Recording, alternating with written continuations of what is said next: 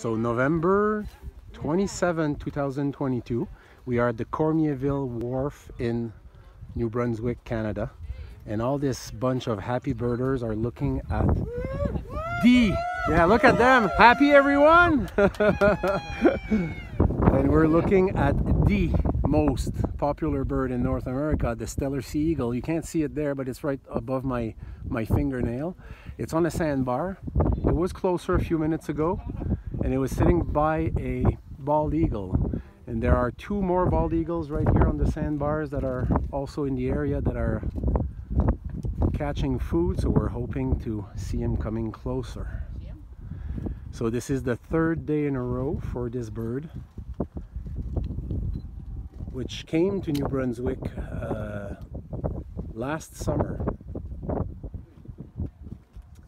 and I had missed it at that point by going with my canoe on the wrong side of an island, and when I came back it was gone and never seen again.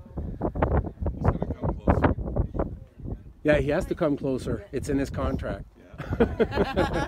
But yeah, no, the original tree, actually, the first time it was spotted 2 days ago by Pierre book, it was right there.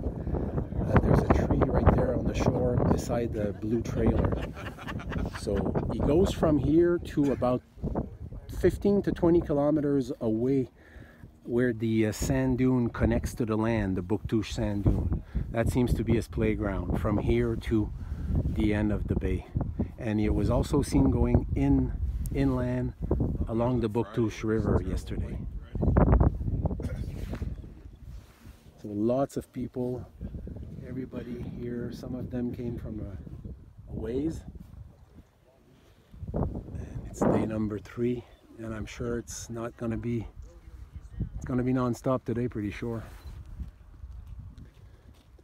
Thanks for watching. If you want some information about birding in Atlantic Canada, you can reach me on Twitter at Acadian_birder.